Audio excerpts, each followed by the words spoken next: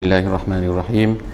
Alhamdulillahirabbil alamin. Nahmaduhu wa nasta'inuhu wa nastahdihi wa nastaghfiruh wa na'udzu billahi min shururi anfusina wa min sayyiati a'malina.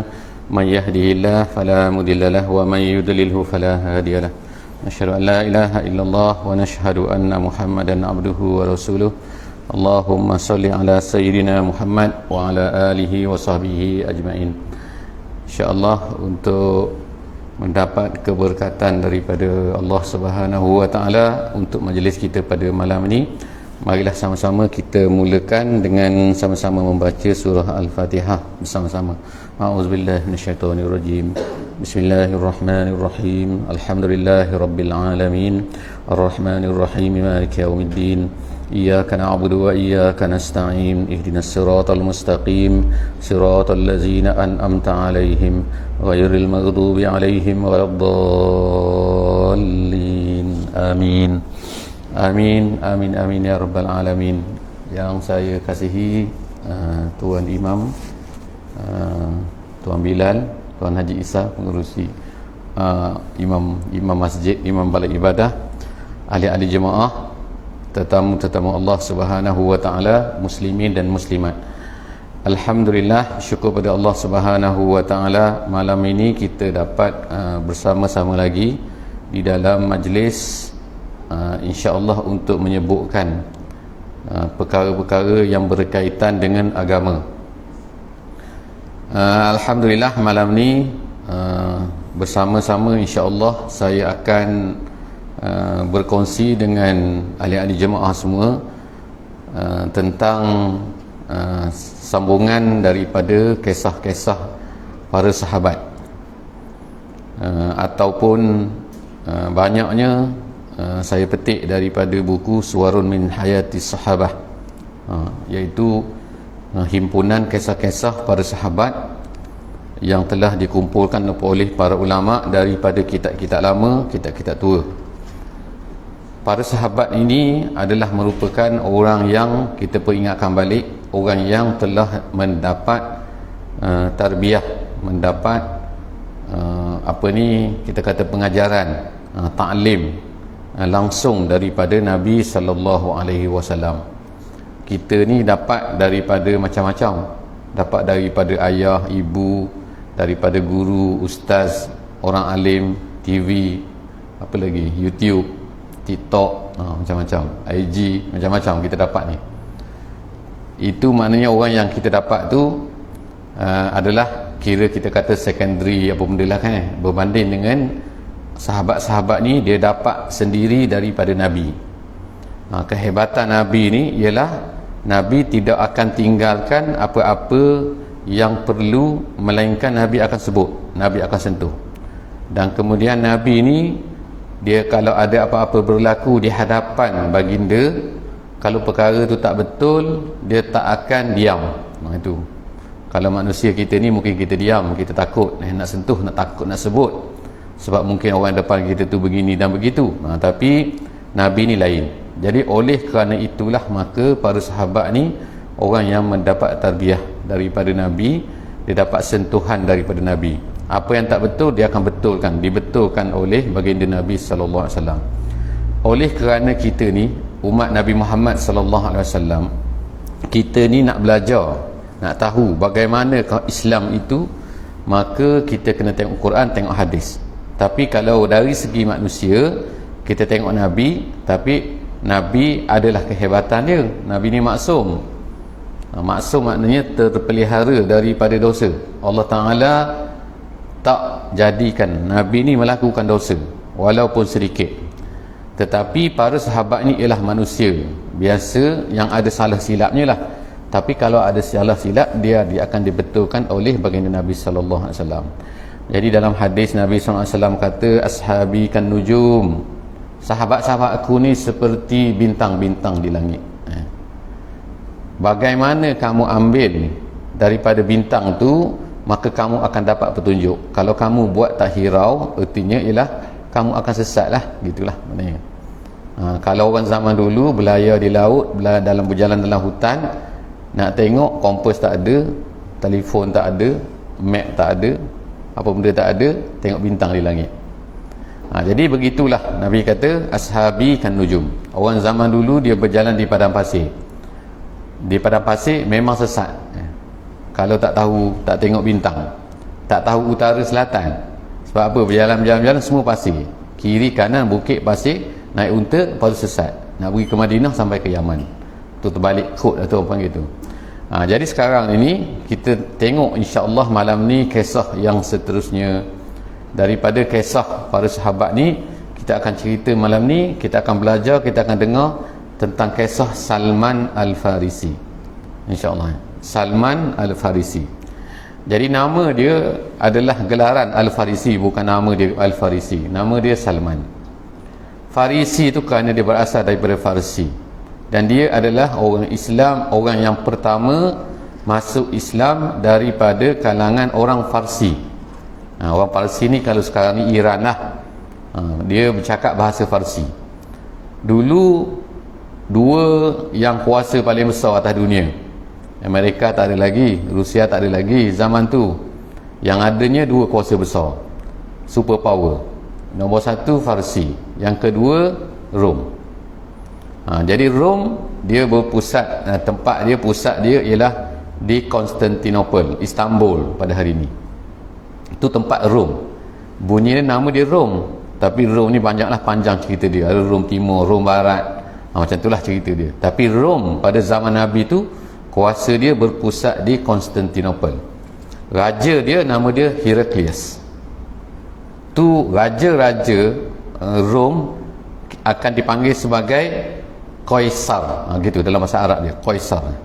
Tapi kalau raja orang-orang Farsi, nama dia Kisra. Jadi satu Kisra. Kisra ni bukanlah nama orang, tapi maknanya gelaran dia. Gelaran dia Kisra, yang ni gelaran dia ialah Kaisar. Kita nak cerita pada malam ni ialah tentang Parsi. Orang apa ni, dalam Quran ada disebut dalam surah Rum.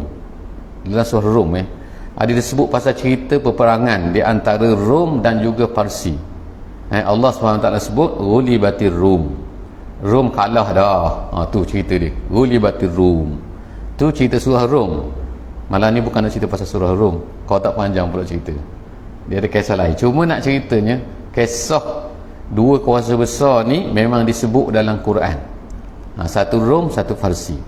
Jadi Farsi ni dia bercakap bahasa Farsi lah. Agama dia ialah sembah api.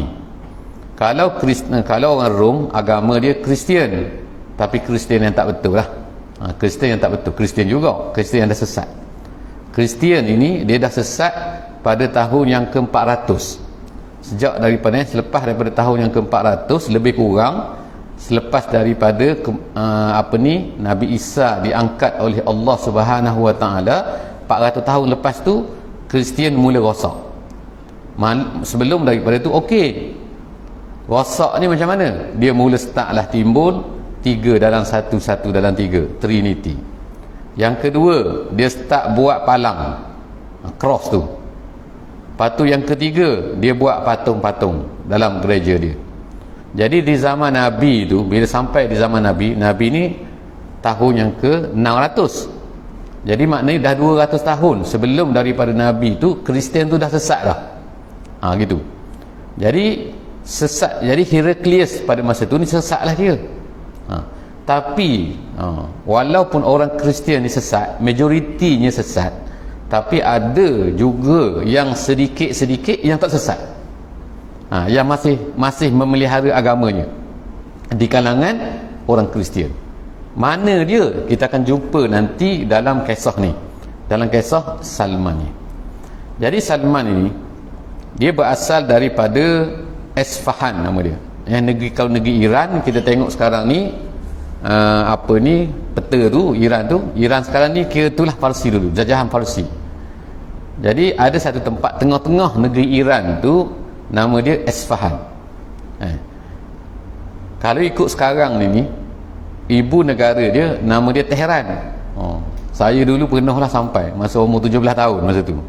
Sampai ke Tehran, sampai ke Isfahan, sampai ke Bandar Abbas. Bandar Abbas tu nama bandar, nama bandar. Lepas tu bukan Bandar Abbas, tapi nama dia Bandar Abbas. Rupanya bila sampai di situ barulah saya tahu, rupanya bandar tu perkataan Farsi. Itu bandar, perkataan bandar tu, iaitu dalam bahasa Farsi, bandar artinya bandar tepi laut. Itu. Jadi kalau bandar Seri Begawan ni tepi laut, boleh. Itulah kalau ikutnya. Kalau tak tepi laut, kalau bandar tengah-tengah tu kan, Lamuning tu bukan bandar tu, sebab dia tak tepi laut. Gitu. Jadi saya sampai itu panjanglah cerita tu, cerita lain. Tapi nak ceritanya sampai kat situ tu boleh tengoklah orang Irannya, perangai dia macam mana lah. Di Bandar Abbas ni majoriti mazhab Syafi'i. Itu hebat sikit. Majoriti mazhab Syafi'i, semayang macam kita, ada kunut, ada apa semualah macam kita. Jadi negeri Iran ni dulunya semua api. Jadi pemerintahan dia, Kisra ni kira apa ni, dia ada api yang dia akan jaga di setiap tempat tu supaya tak padam. Maknanya dia akan nyala api tu, dia letaklah kayu apa benda, saya tak tahulah kan, tapi kerja dia ialah make sure tak padam api tu, menyala sepanjang masa. Dia semua api, tak tahu apa benda pelik. Kalau kita kata apa ada api pelik tu, tak tahu dia. Orang zaman dulu macam-macam, ada orang sembah matahari tak, ada orang sembah macam-macam, sembah bintang pun ada.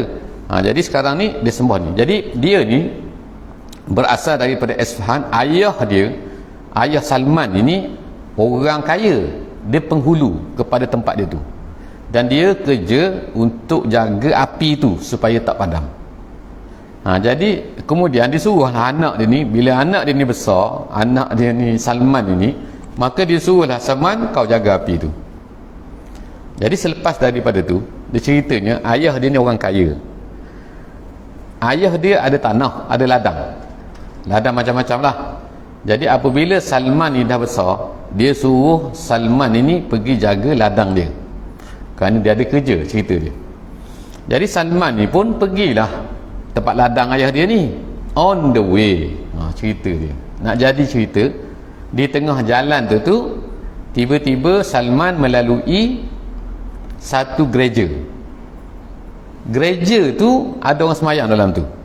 Salman tengok, sebab dia ni sejak daripada kecil ayah dia sayang pada dia, ayah dia tak lepas dia keluar daripada rumah tu, tak bagi main jauh lah maknanya kan, jaga sungguh ayah dia ni.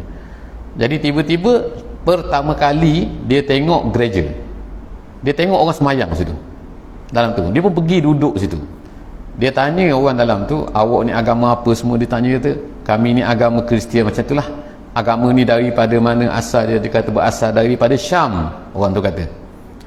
Jadi selepas daripada tu, dia duduk tengok orang sembahyang sampailah ke petang.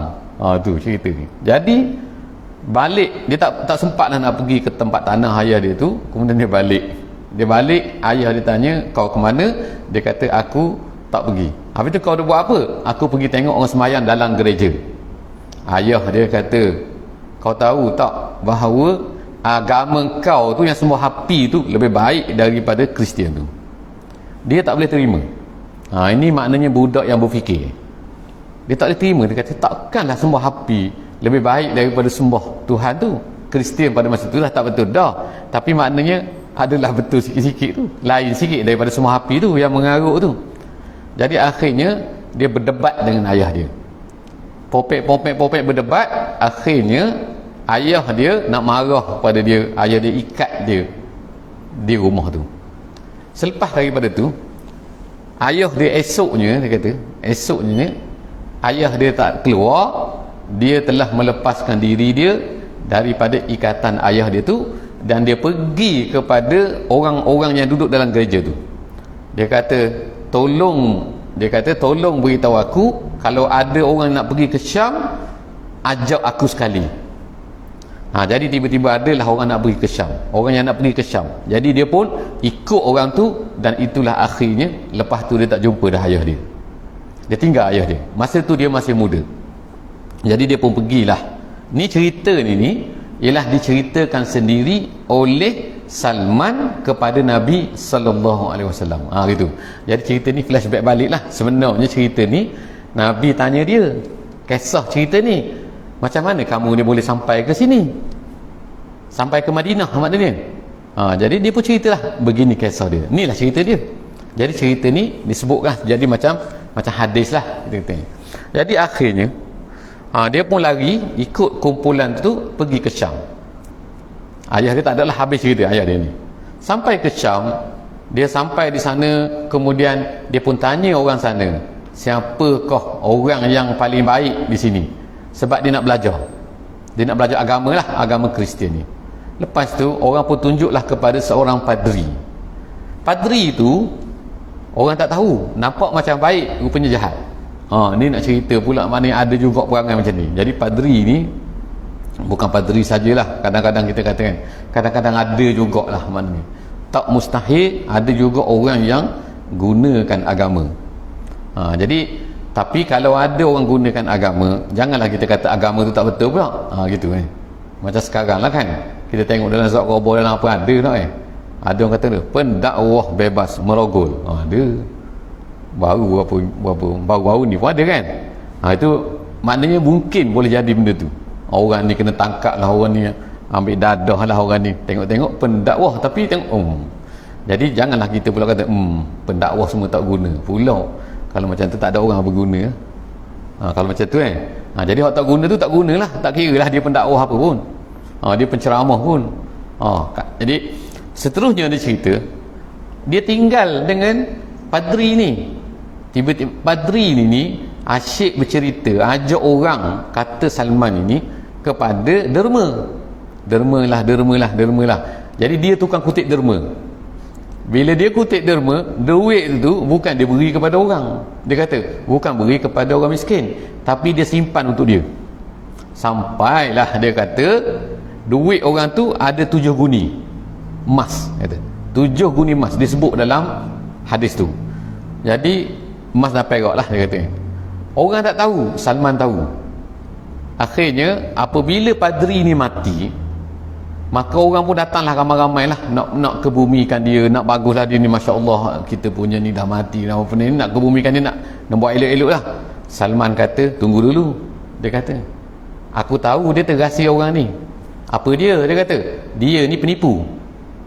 Dia suruh orang derma, rupanya harta tu dia ambil untuk dia, kemudian dia simpan. Orang dia pun tunjuk, Salman tunjuk kan 7 guni emas dan juga perak tu yang ada pada di belakang rumah orang tu, padri tadi tu. Bila orang tengok semua benda tu, akhirnya orang tak jadi kebumikan, memuliakan padri tadi tu. Apa dia buat? Dia kata dia ambil padri tu, dia lontar dengan batu, dia rejam, lepas tu dia gantung padri tu pada salib. Tu cerita dia lah. Jadi orang nak marah. Lepas daripada tu Salman tanya orang lagi. Dia tanya, kat mana lagi saya nak pergi ni? Dia kata, lalu orang tunjukkanlah dia kata kepada seorang di Mosul. Mosul ni, jadi Syam tu dengan Mosul ni jauh kan. Mosul ni kalau kita tengok dalam peta sekarang ni di utara negeri Iraq. Dia kata di utara negeri Iraq, dekat-dekat dengan Turki. Jadi dia pun pergi ke sana dengan mengembara sebab dia nak belajar. Dia kata nak belajar dengan orang alim.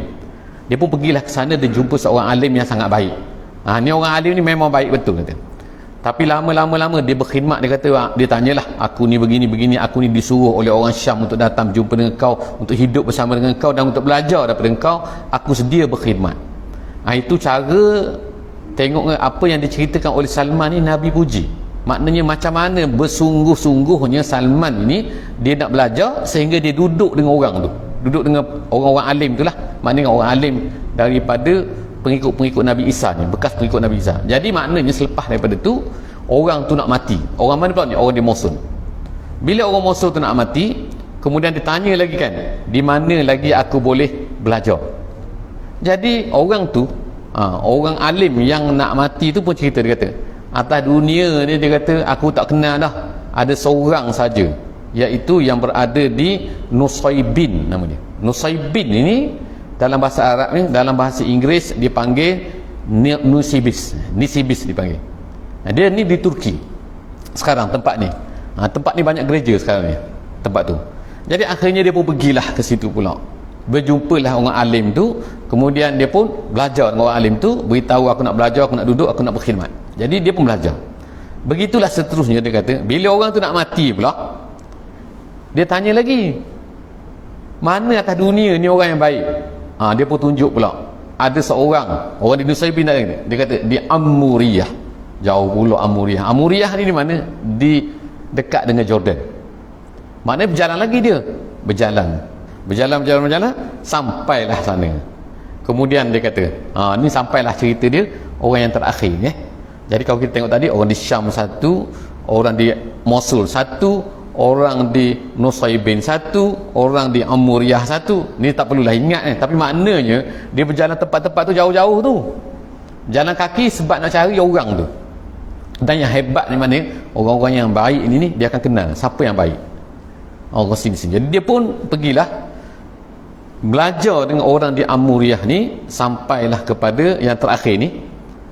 Dia pun apabila orang tu nak mati, orang di Amuriyah tu, alim tu, dia pun tanyalah, Salman pun tanya, wahai, dia kata, apalah dia panggil, pakcik ke apa benda, pak syekh ke apa, dia kata, kau dah nak mati, kau boleh tak tunjukkan kepada aku seorang yang aku boleh belajar dengan dia?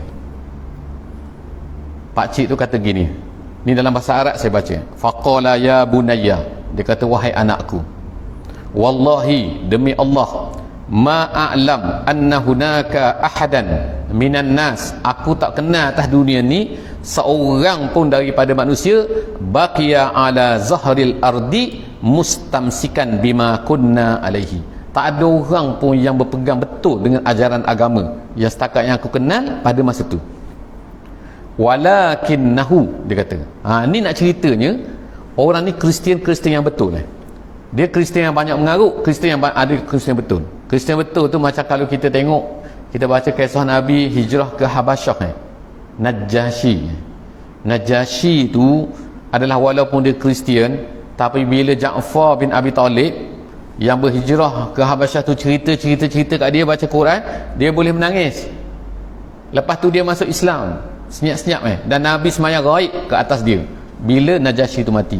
Walaupun dia ni tak isytiharkan terang-terang dia tu Islam, tapi sebenarnya dia Islam.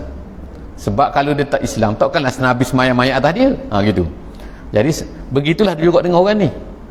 Orang ni dia kata tak ada dah atas dunia sekarang ni, cuma dia kata aku nak cerita, dia kata walakinnahu qad azalla, tapi aku nak cerita ke kau ni Salman, anakku lah, dia kata, dia panggil ni, telah tiba masanya, dia kata, zamanun yakhruju fihi bi ardil Arab, telah tiba sekarang ni masa akan keluar di tanah Arab nabiyun, seorang nabi. Ini menyalahilah daripada perangai orang-orang Bani Israel. Nabi Isa ni Bani Israel, Nabi Isa ni maknanya keturunan daripada Nabi Ishaq alaihissalam. Dia anak Nabi Ibrahim, ada dua orang, seorang Nabi Ishaq, seorang Nabi Ismail. Seorang Nabi Ishaq, seorang Nabi Ismail. Daripada keturunan Nabi Ishaq ni keluarlah yang dipanggil sebagai Bani Israel. Yang daripada Nabi Ismail ni keluarlah bangsa Arab.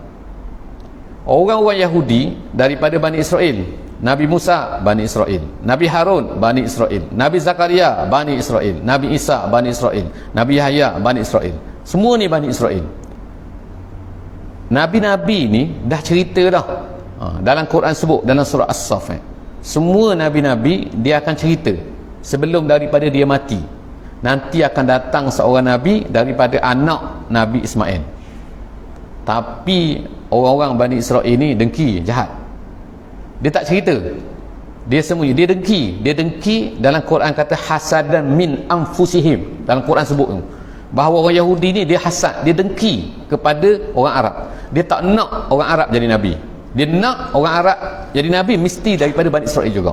Tu maknanya sampai sekarang lah, maknanya dia panggil apa ni, itulah sebab itulah dia timbul macam-macam kan, Semitik lah, anti-Semitik lah, macam-macam sekarang ni muncul ajaran dia tu. Maknanya dia tak boleh, orang lain tak boleh. Jadi dia ni, orang Yahudi ni, dia akhirnya dia sembunyikan. Dia tahu dah Nabi tu, Muhammad tu, orang Yahudi di Madinah tu, dia tahu Muhammad ni, dia tahu lebih daripada dia kenal Muhammad tu daripada kenal anak mereka. Dalam tafsir kata macam ni, dia kata macam mana pula kenal anak lebih kenal Nabi daripada kenal anak. Sebab gini, sebab orang-orang Arab zaman dulu ni, mereka ni kadang-kadang tak tahu anak dia tu betul ke anak dia. Sebab tak ada DNA zaman tu, tak boleh nak check DNA. Sebab isteri-isteri ni tak boleh percaya belaka. Kadang-kadang isteri ni pergi tidur, suami pergi berniaga, isteri pergi tidur dengan orang lain, tiba-tiba dapat anak, entah anak tu bukan anak dia, walaupun daripada isteri dia. Sebab itulah dalam Quran kata yang arifuna, Nabi, mereka kenal Nabi ni lebih daripada yang arifuna abna'ahum, lebih daripada mereka kenal anak mereka sendiri. Jadi orang Yahudi ni dia dengki kepada Nabi dan kepada orang Arab. Tapi orang ni yang cerita kepada cerita kepada Salman ni, dia ni ikhlas maknanya. Inilah betul-betul. Jadi dia kata tak ada dah zaman ni sekarang ni, kata zaman ni akan keluar, dah dekat dah masa akan keluar Nabi daripada negeri Arab, yub'asu bidini Ibrahim. Dia ni akan bawa ajaran Nabi Ibrahim, iaitu Nabi Muhammad. Summa yuhajiru min ardihi, kemudian dia akan berhijrah ila ardi zati nakhlin, ke negeri satu tempat yang ada pokok kurma. Maknanya dalam kitab dia dah ada sebut lah ni, bahawa Nabi ni akan berhijrah ke tempat yang ada pokok kurma. Mekah tak ada pokok kurma, Madinah yang banyak pokok kurma. Kita tak tengok sekarang ni kurma tak ada. Mana ada kurma Mekah lah Kurma memanglah jual Mekah, pergi Mekah beli Mekah, tapi kurma tu bukan datang daripada Mekah. Sebab di Mekah tu tak ada pokok kurma, sebab dia tak ada air, dia ada air Zam-Zam, dia boleh minum je. Kambing adalah, unta adalah, tapi kalau pokok kurma di Madinah banyak. Zaman tu pun macam tu. Jadi terkenallah Madinah ni tempat banyak pokok kurma. Jadi orang ni orang ni padahal dia tinggal di mana ni, di yang kita sebut tadi, di Amuriah. Amuriah ni jauh ke atas dekat Jordan. Jadi dia kata dia akan yuhajiru ila ardihi min ardihi ila ardi zati nakhlin baina harratain. Kemudian negeri tu, tempat dia akan hijrah tu, dia kata di antara dua bukit yang warna hitam. Kalau kita pergi Madinah, tengok Madinah sekarang ni, dia memang terletak di antara dua bukit warna hitam. Sebelah sini. Bukit biasanya warna merah ke warna apalah kan, tapi bukit di Madinah tu warna hitam. Walahu alamatun la takhfa. Kemudian dia kata pada lelaki itu ada tanda-tanda yang tak tersembunyi, yang boleh nampak. Apa dia? Dia kata fahuwa ya'kulul hadiyah. Nabi ni dia makan hadiah. Maknanya kalau beri hadiah dia makan. Wala ya'kulus sadaqah, tapi dia tak akan makan sedekah.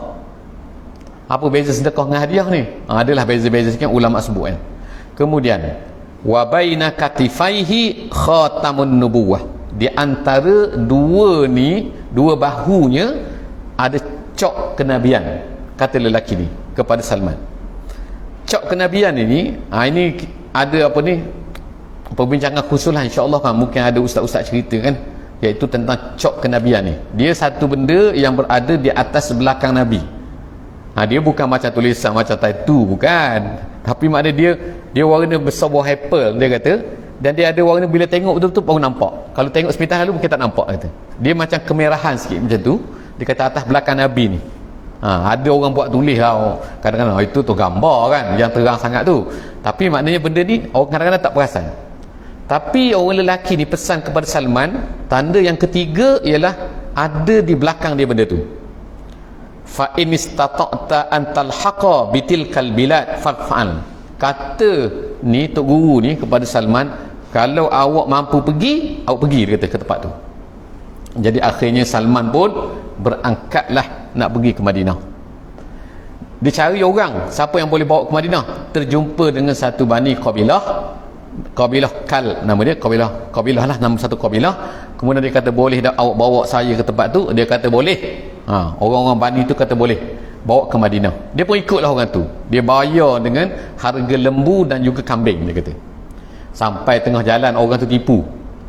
Dia ikat Salman ini, dia jual kepada orang Yahudi jadi hamba. Jadi tengah jalan ni, orang Yahudi tu pula ambil Salman ini, jual pula kepada seorang Yahudi lain pula. Maknanya dia jual atas jual, jadi hamba dah dia ni, tak nak buat apa dah. Akhirnya dia kata dibawa oleh tuan dia tu, yang Yahudi tu, rupa-rupanya pembeli Yahudi yang kedua tu adalah datangnya daripada Madinah. Jadi tengok-tengok lelaki tuan dia tu bawa dia tu, tengok-tengok sampai ke Madinah aku ni. Inilah tempat yang aku cari, dia kata. Memang Allah Ta'ala nak sampaikan dia di situ kan. Sampai di situ dia jadi hamba. pada masa tu Nabi SAW belum berhijrah lagi. Tak berapa lama Nabi pun berhijrah, tapi Salman ni jadi tukang panjat pokok kurma. Jadi setiap hari tuan dia duduk bawah tu, tuan dia kata panjat ambil buah kurma, orang Yahudi. Jadi satu hari dia kata dia duduk atas pokok kurma tu, tuan dia duduk di bawah, tiba-tiba datang seorang beritahu. Dia kata, "Hei, celaka betul orang Arab ni." Tu orang tu kata, "Kenapa? Nuh ada datang seorang daripada Mekah tu," dia kata, "yang mengaku jadi Nabi." Salman duduk atas tu terkejut beruk lah kata kan. Pok, dia kata, terus jatuh, dia turun ke bawah, dia kata nak kena kepala aja, nak kepala tuan dia tu. Jadi dia kata, "Apa awak cakap sekali lagi?" Dia kata. Tuan dia kata, "Apa yang kau sibuk?" Kuang dia tapar bagi sebiji, dia kata. Dia telah lakamahu, dia pun tampar Salman tu kan. "Awak naik atas pokok," kata, "awak jangan sibuk." Dia sedih lah. Pada waktu malam, cerita dia masih hamba lagi ni. Pada waktu malam, dia kata dia kumpulkan beberapa biji kurma. Lalu dia pun pergilah mencari Muhammad. Pada masa tu Nabi SAW berada di Quba masa tu. Dia pergi jumpa dengan Nabi, lelaki yang dikatakan tu. Kemudian dia kata, itulah, dia kata, "Ni saya ada bawa sikit," dia kata. Saya bawa, dia kata, sedekah, dia kata. Kurma sedekah. "Silalah makan," dia kata, "sebab saya tengok awak semua lapar ni." Dia pun perhati, dia tengok lelaki tu, lelaki yang dikatakan Nabi tu. Dia tengok Nabi tak sentuh kurma tu. Nabi sebab apa? Dia kata, "Ini sedekah." Jadi Nabi beri kepada kawan-kawan tu, sahabat-sahabat lain makan, Nabi tak sentuh. Jadi dia pun kata dalam hati dia, first tanda. Kemudian hari yang selepas daripada tu, dia kumpul pula buah kurma, dia pergi jumpa Nabi, dia beri pula kepada Nabi. Dia kata, "Wahai ni," dia panggil tu, dia kata, "Wahai lelaki, ini ada sedikit hadiah," dia kata, "untuk awak semua." Jadi dia pun berilah tu. Dia tengok Nabi ambil makan. Tanda kedua, dia kata. Sekarang tinggal tanda yang ketiga. Macam mana aku nak buat ni? Nak selok kain, selok belakang, aku macam mana? Satu hari dia kata Nabi dah masuk ke Madinah. Pada masa tu Nabi berada di Baqi', dia cerita. Nabi tutup belakang dia ni pakai dengan kain. Kemudian dia pun pergi, dia pusing. Nabi tengok Salman ini, Nabi kata, "Ni ada benda ni kan ni." Dia nak pusing-pusing, dia nak apa ni? Dia pusing ke belakang ni. Nabi pun tarik kain dia. Nabi yang tarik kain tu sehingga belakang Nabi terbuka. Bila dia tengok tanda tu yang dipanggil sebagai cok kenabian tu, terus dia pun meluru kepada Nabi dan dia pun peluk Nabi. Dia cium Nabi, sah dah dia ni. Sebab apa? Dah dapat 3 tanda. Jadi selepas daripada tu, dia katakan, Nabi pun tanya aku, kata, wahai Salman, kau ni apa jadi? Cuba cerita sikit apa kisah. Dia pun ceritalah yang kita cerita tadi tu. Jadi flashback baliklah tadi ni. Jadi selepas dia cerita macam tu, jadi Nabi pun peluk dia, Nabi pun masuk Islam. Jadi Masya Allah, Nabi tanya dia, kamu ni macam mana? Dia kata, aku ni hamba, dia kata, aku tak akan dapat dibebaskan. Jadi dia kata, kamu pergi balik kepada tuan kamu tanya dia untuk bebaskan. Peristiwa ni berlaku selama hampir 2 tahun ni. Maknanya 2 tahun dia tak boleh lepas ni. Dia kumpul duit, dia tak cukup. Dia datang kepada Nabi. Jadi maknanya perang Badar dia tak boleh ikut. Sebab apa? Bila perang Badar tu dia masih lagi jadi hamba, kena bekerja dengan orang Yahudi. Perang Uhud dia tak boleh ikut lagi. Sampailah kepada selepas peperangan Uhud, Nabi SAW telah kumpulkan harta daripada sahabat banyak harta, maknanya tak cukup, ni mahal ni. Orang Yahudi tu jahat, dia saja kan, bila dia tahu orang nak beli, dia naik harga lagi. Gitu. Akhirnya Nabi kumpul sahabat ni, kongsi ramai-ramai duit, beri kepada orang Yahudi tu, beli Salman, barulah Salman ni dibebaskan. Apabila dia dibebaskan, masa tu dah nak peperangan Ahzab peperangan Khandaq tu yang parit. Jadi pada masa tu bila Nabi mesyuarat ni, orang kepung Madinah ni, semua Bani Ghatfan, Bani Quraisy, semua dah kepung Madinah ni, orang mesyuarat. Salman pun berkata, dia kata, ya Rasulullah, kami dulu masa di Farsi, kalau orang kepung kami macam ni, kami akan gali parit. Orang Arab tak pernah gali parit. dalam sejarahnya. Tiba-tiba Salman bagi idea kepada Nabi, tapi macam mana nak gali parit? Masih ada 2 minggu. Parit berapa panjang? 10 km. Menurut sejarah kata 10 km. Dalam dia berapa? Dalam dia 4.5 meter. 4.5 meter sebab dia nak make sure kalau orang jatuh dalam tu tak boleh panjat gitu. Lepas tu luas dia berapa? 9 meter. 9 meter. Kita ni semeter dekat 2 je tak 1.6 1.7 gitu kan. Maknanya panjang sebab dia kira kuda lompat tu tak boleh lompat. Tak boleh lompat. Salman punya idea. Tapi kita ada masa 2 minggu saja. Sebab apa 2 minggu? Sebab tentera Quraisy ni akan datang, dia akan sampai depan kita ni dalam masa 2 minggu. Ikut. Jadi akhirnya Nabi bahagikan kerja. Ini idea Salman. Tapi Allah Subhanahu Wa Taala tolong, akhirnya mereka dapat buat parit tu selesai dalam masa 2 minggu.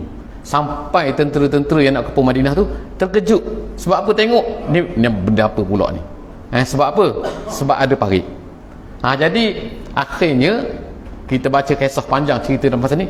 Maknanya selepas daripada tu Allah Subhanahu Wa Taala pun mereka tak boleh masuk. Duduk di seberang parit tu. Nak seberang tak boleh. Sebab apa? Nak seberang mereka akan panah daripada sini. Gitu. Jadi duk main tunggu sebelah sana tu. Tunggu. Akhirnya Allah Subhanahu Wa Taala hantar ribut. Habis terbang semua kemah-kemah ni, dia kata periuk-periuk yang melintang pukang semua, akhirnya mereka pun balik. Kalah peperangan tu, peperangan Ahzab tu. Jadi Nabi SAW puji Salman. Maknanya teknik kau ni mana? Bagus maknanya kan. Pandai kan. Kalau kita pergi ke Madinah pada hari ni, kita boleh tengok masjid je kan. Lubang-lubang tu tak ada dah. Dah lama kan. Kita 1444 tahun kan. Dah lama dah. Tapi masjid tu masih ada. Nama dia Masjid Nabi, ada masjid kecil-kecil atas bukit tu. Itu tempat tempat dulu Nabi SAW berkubur situ. Depan tu dia parit je. Jadi itu selepas daripada tu Salman ini dia telah belajar dengan Nabi puji dia dan Nabi sayang pada dia, sehingga ada satu hadis yang cerita kata Salman minna ahlul bait. Salman ini adalah salah seorang daripada golongan kita, Nabi kata, dan dia adalah merupakan ahlul bait. Sehinggalah selepas daripada tu zaman Sayyidina Umar radhiyallahu anhu, zaman Sayyidina Uthman, Sayyidina Umar telah lantik dia menjadi ketua gubernur negeri Madain. Madain ni ialah satu tempat dekat Baghdad pada hari ini. Kira kawasan tu kawasan Parsi. Jadi maknanya dia jaga negeri Parsi pada masa tu. Madain ni ialah tempat kota raja-raja Parsi dulu duduk situ. Sampai sekarang ada lagi bekas-bekas kota-kota dia tu. Jadi akhirnya selepas daripada tu dia telah dilantik oleh Uthman, dan lepas tu dia telah meninggal pada tahun 33 Hijrah, dan kubur dia ada di Madain, iaitu tak jauh daripada ni ada masjid dia, nama dia Masjid Madain, Masjid Salman Al-Farisi. Jadi itulah lebih kurang insya-Allah yang sempat kita cerita pada malam ni, kisah Salman Al-Farisi. Pentingnya ialah ini, pentingnya kita belajar gitu. Belajar sampai kalau ada orang alim pergi belajar kalau boleh, kalau ada kesempatan. Jadi janganlah buang masa dan sebagainya, terutama orang muda dan sebagainya sekarang ni yang ada di sini di mana-mana pun kan.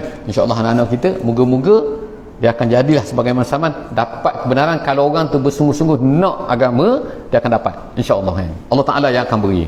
Wallahu a'lam bissawab. Aku qauli hadza wa astaghfirullahal azim li wa lakum. Jadi insya-Allah kita tangguh dengan surah Wal Asri. Bismillahirrahmanirrahim. Wal asri innal insana lafi khusr illa allazina amanu wa amilus solihat wa tawasaw bil haqqi wa tawasaw bis sabr. Assalamualaikum warahmatullahi wabarakatuh.